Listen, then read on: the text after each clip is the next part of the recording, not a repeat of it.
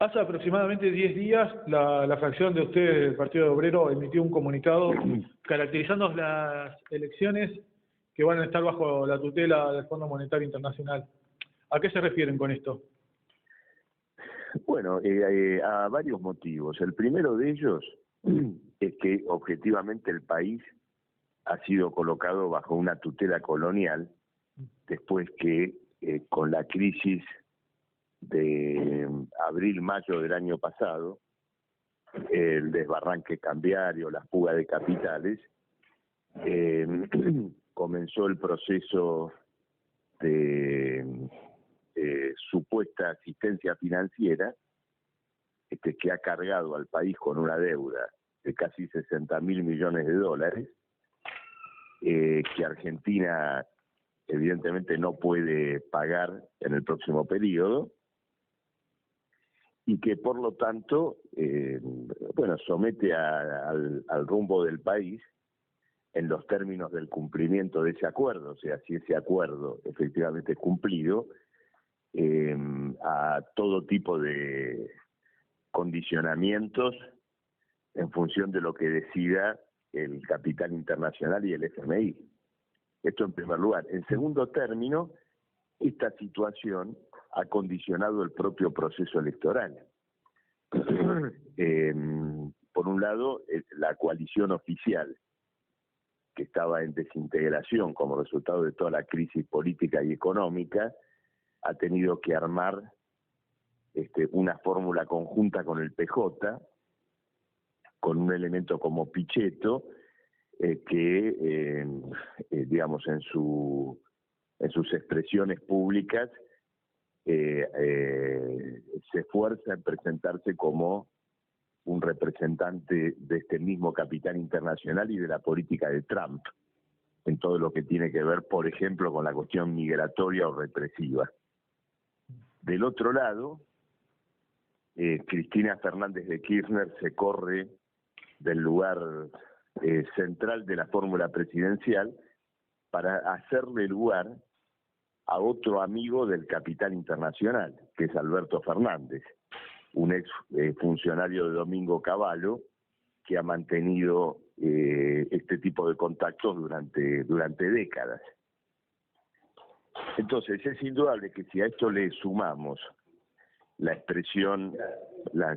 expresiones públicas de los candidatos, en el sentido de que se va a mantener a rajatabla el acuerdo con el FMI y que se va a solicitar una reestructuración, a sabiendas que esa reestructuración va a tener como contrapartida exigencias en materia de la confiscación de los fondos jubilatorios estatales, una reforma laboral, y otras medidas lesivas para los trabajadores y para el país, es muy claro que la verdadera junta electoral de este comicio es el Fondo Monetario Internacional.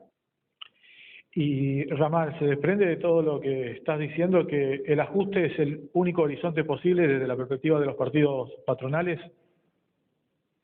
Sí, desde luego que así está planteado, pero digamos, en este punto yo quisiera desmitificar la palabra ajuste, porque la palabra ajuste, digamos, se asocia naturalmente a una restricción de gastos, pero a cierto tipo de orden o de encaminamiento de una crisis, ¿no es cierto?, aunque sea dolorosa. En realidad lo que se prepara acá es el estallido de una crisis nacional todavía más aguda. Por un lado, porque Argentina va a tener que hacer frente a un endeudamiento intolerable, y luego porque las medidas para hacer posible el pago de ese endeudamiento va a llevar a crisis sociales y a choques entre las clases sociales cada vez más fuertes. Y en esto en particular que estás señalando, en los últimos días y ayer, sobre todo ayer creo que fueron las declaraciones de Alberto Fernández sobre la LELIX. Por ahí la mayoría de de la comunidad, de la población, no sabe muy bien de qué se trata todo esto. ¿Podrías explicarnos qué resoluciones ves a ese debate y el impacto que puede tener sobre los sectores populares?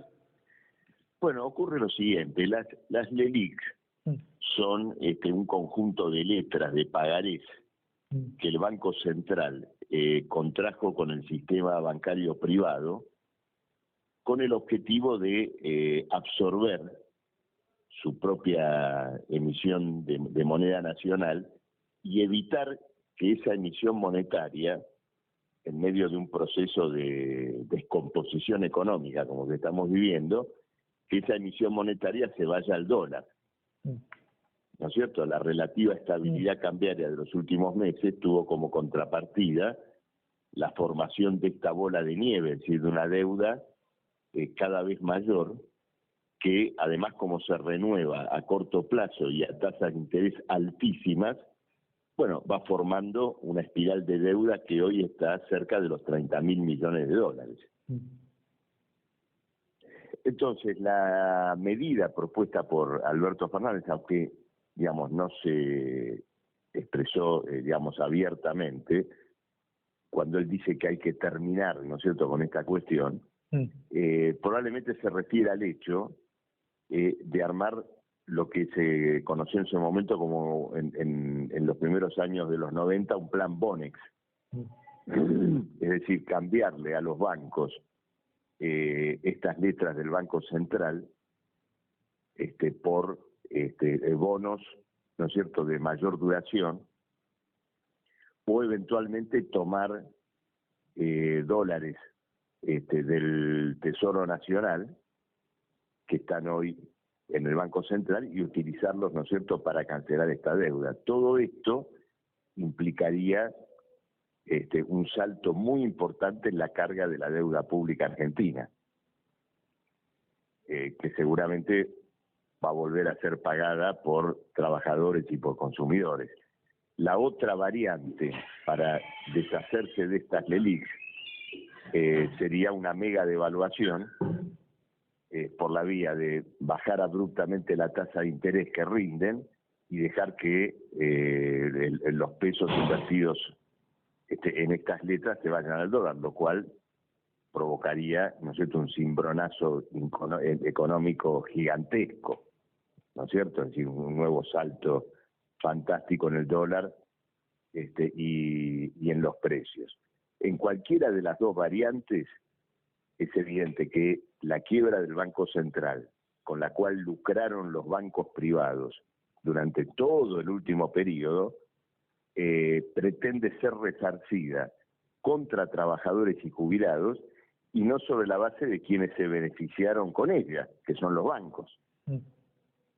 Entiendo. ¿Y qué opina de la posibilidad de darle una salida a la crisis basándose en la experiencia portuguesa, como adelantaron algunos sectores del kirchnerismo?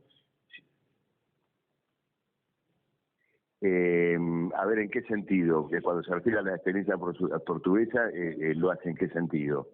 Y en el sentido de que plantean de que contraponen la experiencia portuguesa a la de Grecia, de que supuestamente en Portugal no hubo ajuste y que la economía creció sin necesidad de ajustar sobre el pueblo, digamos. No, ocurre lo siguiente. Sí, lo tengo perfectamente presente. Digamos, con Portugal se ha armado un mito, ¿no es cierto?, de un país, digamos, que ha tenido crecimiento sin ajuste. La clave sobre la cual se armó una cierta reactivación económica en Portugal fue después de que se avanzó en forma absolutamente violenta sobre las leyes laborales del país y se extendió una norma generalizada de flexibilización laboral. Esto junto con medidas de ajuste que también existieron. Es decir, que el supuesto modelo portugués fue también un modelo de ajuste y de flexibilización laboral. Entiendo, porque algunos reivindican sobre todo el periodo de del gobierno socialista, bueno, socialista entre comillas, ¿no? Del 2015, pero eso se hizo sobre la base también que le precedió un ajuste, un ajuste importante, digamos. Por supuesto, ya, se había hecho un trabajo sucio enorme, que no fue revisado, en materia de recortes en salud, educación, en puestos de trabajo, y luego, sobre la base de una liquidación enorme de conquistas laborales. Está bien, está bien. Y Marcelo, ¿qué tareas son las que considerás que deben llevar adelante los revolucionarios en general en este escenario y del Frente de Izquierda en particular en la campaña electoral? Mire, para nuestra tendencia, lo más importante ahora de cara a la campaña electoral es explicarle a los trabajadores que las elecciones no van a ser una vía para resolver esta crisis y para resolver sus reclamos. Las elecciones constituyen un enorme engaño y una enorme ficción política, porque, digamos, el engaño y la ficción política tiene dos etapas. Una, tratar de persuadir a los trabajadores para que hoy no se movilicen a la espera de colocar la papeleta electoral. Esto que el año pasado se llamaba, bueno, hay 2019, ¿no es cierto? Claro. Aquello que Moyano en aquel 21 de febrero señaló al decir, bueno, aunque hoy seamos 150.000 personas en la calle, hay que esperar a que alguien el año que viene le gane a Macri, ¿no? Esta es la primera operación de engaño sobre la cual se basan las elecciones. Y la segunda, naturalmente como consecuencia de esta, es que los que supuestamente le darían una salida a esta crisis no se la van a poder dar. Y esto que estamos hablando de la CELIC anticipa los enormes cimbronazos económicos que se vienen y que van a tratar de ser cargados sobre las espaldas de los trabajadores. Entonces, hay que intervenir en el proceso electoral explicando su verdadero carácter y llamando a los trabajadores a prepararse para las enormes luchas que se vienen y también las fuertes crisis políticas, porque los bloques llamados a pilotear esta crisis, Macri o EPF, tienen condiciones políticas muy precarias para llevar adelante la tarea que no pudo hacer Macri, que es justamente una reestructuración social en la Argentina contra la clase obrera y contra los oprimidos. De cara a esta realidad, nosotros sostenemos la vigencia como planteo político frente a la impotencia de las salidas actuales y de las salidas que se vienen, la lucha por convocar a una asamblea constituyente que revoque los poderes actuales, los poderes establecidos, y discuta ella misma reorganizaciones sociales de fondo. Y esto lo ligo a un problema que estuvo presente en toda esta charla que hemos tenido, que es el problema de la deuda externa. Porque la fuerza de una decisión soberana de no pagar la deuda externa está fuertemente ligada a la impugnación no solo de la deuda, sino del Estado y de los regímenes que las contrajeron. Entonces, una Asamblea Nacional Constituyente que revoque ese régimen, ese Estado, y se plantea construir otro sobre bases sociales diferentes, constituiría un fuerte espaldarazo político para avalar la decisión de no pagar, incluso frente al conjunto del capital internacional. Marcelo, ¿podría profundizar un poquito sobre qué carácter tendría esa asamblea? O sea, ¿cómo se concretaría? Bueno, una asamblea constituyente implica, ¿no es cierto?, la deliberación de representantes electos nacionalmente, que a diferencia de otras constituyentes que han existido, a nuestro juicio debería tener dos características. Una, que resulte libre, soberana, es decir, que su agenda no viene condicionada por su convocatoria. Por ejemplo, ha habido constituyentes que solo se reunieron para discutir si un presidente podía ser reelecto o no. Claro. No, esta tiene que discutir todo el régimen político y social. La cuestión de la deuda, el problema energético y de los recursos no renovables del suelo, el régimen laboral, las condiciones jubilatorias, es decir, tiene que colocar toda la agenda de la crisis nacional en debate. Y en segundo lugar, que atendiendo al carácter de la crisis nacional, debe dar los primeros pasos y las medidas elementales para que esas transformaciones se ejecuten. Por ejemplo, la impugnación de la deuda externa. Y como te decía antes, tendría un enorme valor que una asamblea electa, es decir, la expresión más completa de la soberanía popular, tome la determinación de impugnar el pago de la deuda como respaldo político a una decisión de este tipo. ¿Y cómo consideran que se deberían elegir los representantes a esa asamblea?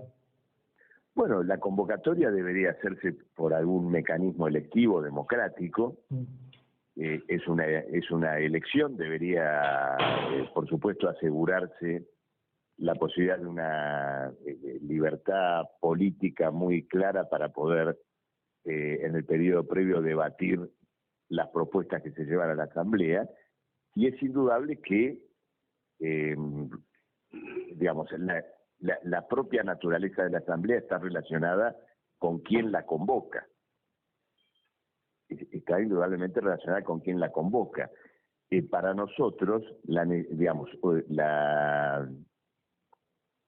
pertinencia de una asamblea constituyente es un gran incentivo, un gran aliciente para impulsar una gran iniciativa y una movilización de los trabajadores de carácter histórico que termine con el régimen actual. En el país, por toda la crisis que te he pintado, sí, vamos a volver a vivir episodios similares a los del año 2001. Es decir, un choque de características generales entre las masas y estos gobiernos ajustadores. La perspectiva de ese choque nos obliga a un planteo de poder político, es decir, ¿quién va a gobernar la Argentina? Y nuestra propuesta es que en una lucha, en una movilización, donde podamos terminar con los Macri, terminar con todo este régimen de hipotecamiento nacional, lo que emerja sea esta constituyente soberana. Por eso durante el año pasado, durante nuestra tendencia, o mejor dicho, ya desde el año pasado, nuestra tendencia planteó la necesidad que, al menos al Partido Obrero, pero también se lo planteamos al resto de la izquierda, interviniera en la crisis nacional con tres consignas importantes: fuera Macri, asamblea constituyente, que gobiernen los trabajadores. La asamblea constituyente sería la consecuencia casi lógica o política de la propia movilización, de la propia dinámica, digamos. Exactamente. ¿En qué estado se encuentra hoy la crisis del Partido Obrero? Desde la dirección nacional del partido insisten en que la fracción de ustedes se colocó por fuera del partido, es decir, que no fueron expulsados. ¿Qué opina al respecto? Bueno, ocurre lo siguiente. El debate que teníamos recién sobre las perspectivas políticas en la Argentina, creo que dejó planteado muy claramente cuál es la polémica política que está en el corazón de esta crisis. Porque nuestra tendencia considera que frente al carácter que tiene toda esta crisis de régimen político y social en la Argentina, la izquierda tiene que plantarse explicando a los trabajadores el alcance de esta crisis y planteando una perspectiva de poder político. Bueno, esto fue rechazado durante todo un periodo en el debate interno que tuvimos en el Partido Obrero. Transcurrió un congreso del partido donde soportamos diversos tipos de restricciones para poder dar un debate antes y durante el congreso. Y bueno, como consecuencia de esa situación y de ese desenlace, y estando presentes estas divergencias, nosotros constituimos, a través de un documento político, una tendencia en el Partido Obrero y reclamamos que fuera reconocida como parte del Partido Obrero. Entendemos que esto forma parte de la tradición, de la historia del movimiento socialista y comunista internacional, donde a través de la formación de fracciones o de tendencias, en distintos momentos de la historia, bueno, se desenvolvieron polémicas. ¿Hola? Sí, te escucho. Sí, se desenvolvieron polémicas de cara al conjunto de los trabajadores. Nosotros no queremos que este debate sobre la perspectiva política se desarrolle puertas adentro del partido, solamente. Pensamos que tiene que tener un carácter público. Luego, naturalmente, y existiendo esta polémica, defendemos una unidad de acción. Por ejemplo, nuestra tendencia convoca al voto al Frente de Izquierda Unidad en todo el país. Y estamos desarrollando una campaña política en apoyo a las listas del Frente de Izquierda. Solo que lo hacemos desde estas posiciones políticas que yo te desarrollé durante todo el reportaje, que no hemos hablado de las posiciones políticas de los demás, me refiero de los demás dentro del Partido Obrero del Frente Izquierda, pero creo que digamos los planteos que yo te puse hablan sobre sí mismos en relación a cuáles pueden ser esas divergencias. Ahora, nosotros queremos desarrollar esta acción como parte del Partido Obrero, incluso y sobre todo porque pensamos que esta orientación que estamos llevando adelante está en el ADN del Partido Obrero. El Partido Obrero siempre intervino en las grandes crisis nacionales planteando una perspectiva de poder político. Entonces, frente a esto, se nos ha utilizado este eufemismo de la autoexclusión, que es una expulsión disimulada, que por supuesto rechazamos. ¿Y cómo avisorás que se puede llegar a resolver? ¿En qué estado está ahora esa situación? Bueno, nosotros estamos actuando como tendencia del Partido Obrero, haciendo conocer nuestras posiciones, desenvolviendo estos planteos que hemos podido discutir acá. Inclusive hoy en este momento estamos haciendo una campaña con charlas y actos en todo el país, expresando nuestro punto de vista, pero siempre en apoyo, ¿no es cierto?, a las listas del Frente de Izquierda Unidad.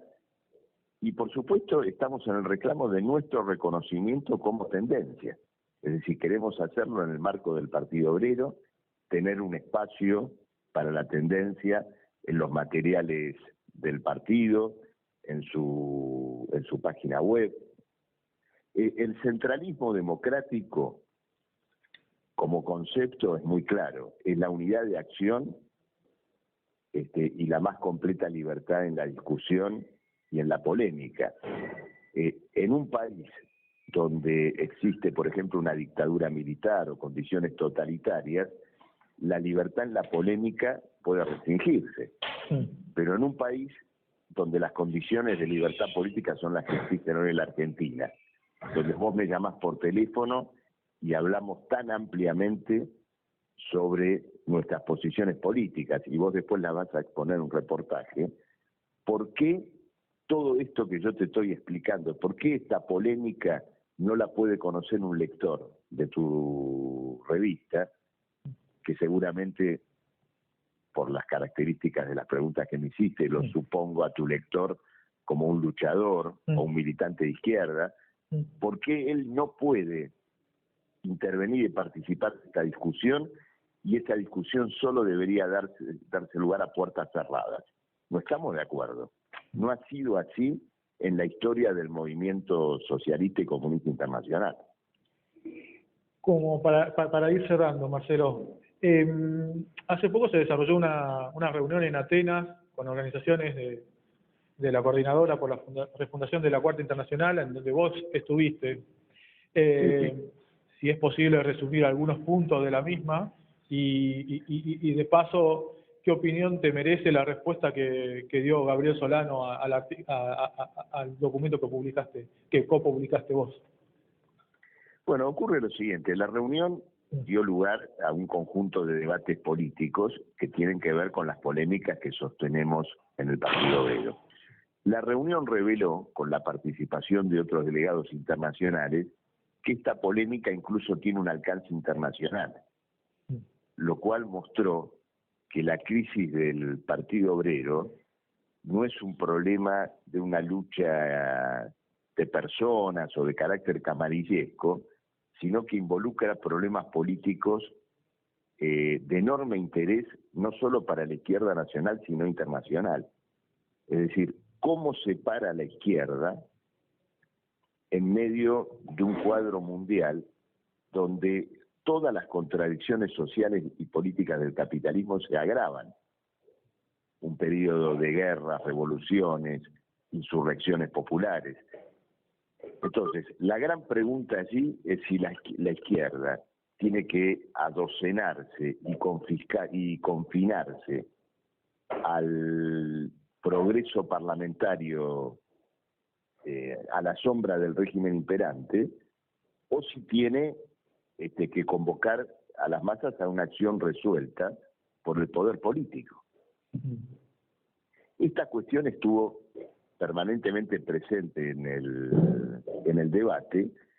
Bueno, y luego en su desenlace se presentó, digamos, una tentativa de acuerdo, de tregua, de características que revelaban en su propia confección una suerte de incomprensión de la crisis del Partido Obrero.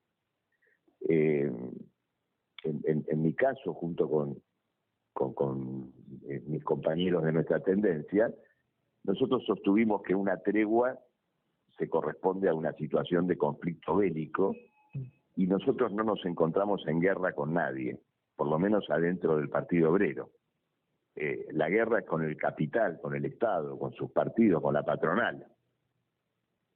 Lo que reclamamos en el Partido Obrero es algo mucho más sencillo: nuestro derecho a poder expresarnos como tendencia, sin pelearnos con nadie y teniendo, digamos, los instrumentos políticos para poder dirigirnos a la militancia del Partido Obrero y a los trabajadores en general. Y con respecto a la respuesta de Gabriel Solano a todo esto, ¿qué opinás? Creo que reitera la incomprensión sobre el debate de fondo que estamos teniendo, pero esencialmente es la negativa a que podamos actuar como tendencia. Ese es el eje del planteo, es decir, refrenda esa negativa y refrenda también una política expulsiva hacia nosotros. Bueno, de todos modos, sí. Vos te das cuenta, si vos decís, vos te considerás expulsado, vos te considerás afuera del Partido Obrero, sí, no. Sí, porque naturalmente existió la medida expulsiva, pero el Partido Obrero no es un sello, ni un programa, no es un sello, no es una personería, ni siquiera un grupo de dirigentes. El Partido Obrero es una construcción histórica, un programa y una estrategia, y nosotros no vamos a renunciar a eso bajo ningún punto de vista. Bueno, ahora sí, la última consulta, Marcelo. ¿Cómo considerás que llega la clase obrera a todo este escenario, que sobre todo después de las elecciones, y si obviamente lo que está sucediendo en el Partido Obrero expresa más bien una crisis de dirección al conjunto de la clase obrera?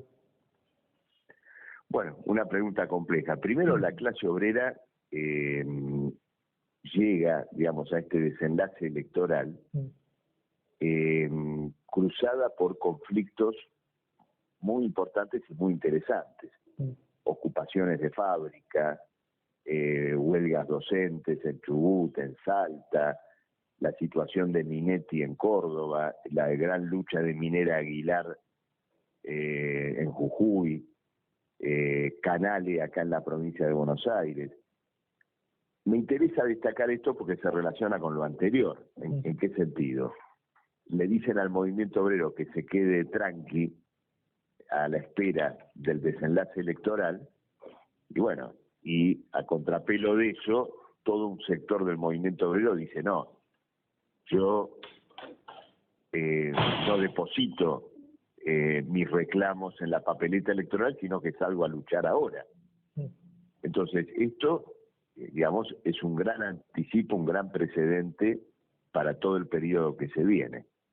Y bueno, esto también forma parte del debate que tenemos en el Partido Obrero, porque rechazamos una línea derrotista y conservadora de la actual dirección, que ha justificado su el volcarse muy rápidamente al calendario electoral con el argumento de que el movimiento obrero estaba planchado.